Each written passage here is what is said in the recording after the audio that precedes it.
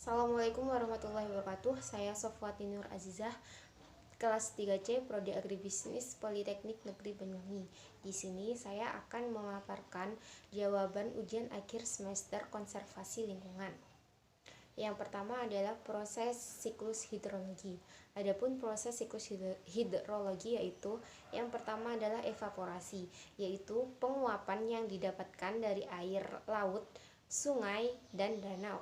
Selanjutnya adalah proses transpirasi, yaitu penguapan air yang berasal dari tumbuhan.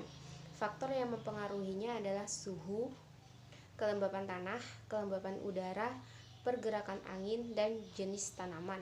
Selanjutnya adalah proses evapotranspirasi, yaitu gabungan dari proses evaporasi dan proses transpirasi.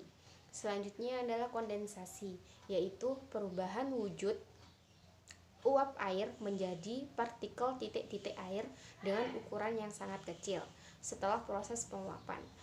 Dan setelah itu partikel titik-titik air tersebut kemudian saling berdekatan dan membentuk awan.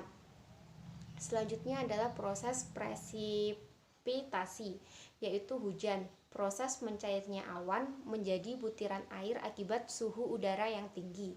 Selanjutnya adalah proses runoff, yaitu aliran air di atas permukaan tanah akibat hujan datang lebih cepat daripada kecepatan tanah yang menyerapnya. Yang terakhir adalah proses infiltrasi, yaitu proses absorpsi hujan ke dalam pori tanah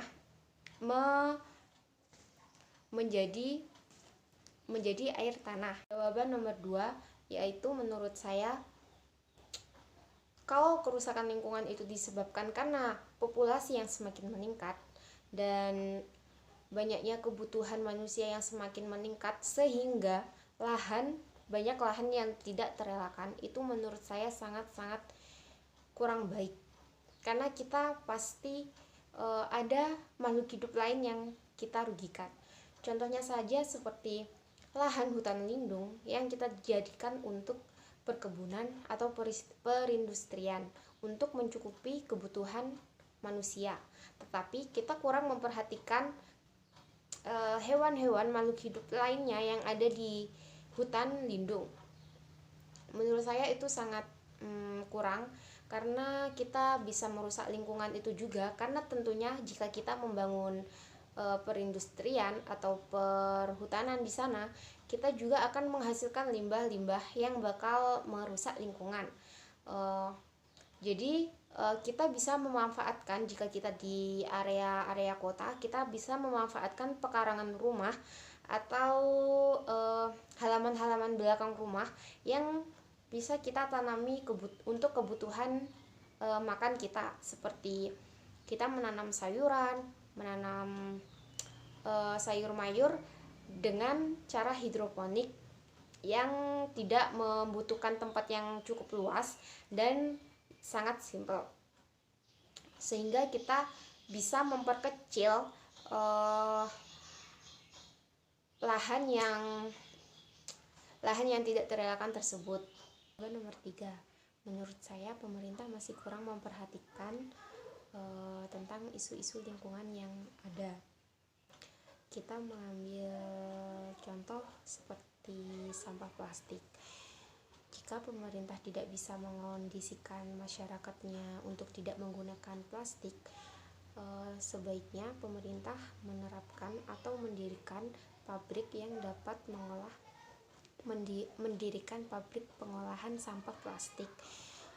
Dan saya mengambil contoh, dulu di Sidoarjo terdapat pabrik TPST, tempat pengolahan sampah plastik, namun pabrik tersebut tutup karena kurangnya perhatian dari pemerintah.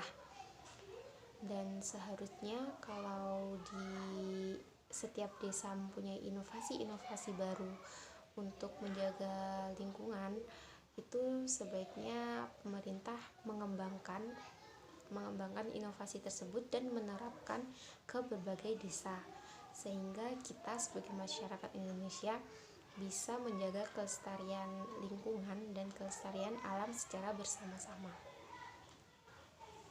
Jawaban nomor 4, Jika saya sebagai bupati, yang saya lakukan adalah memberhentikan investasi yang ada di Tumpang Pitu.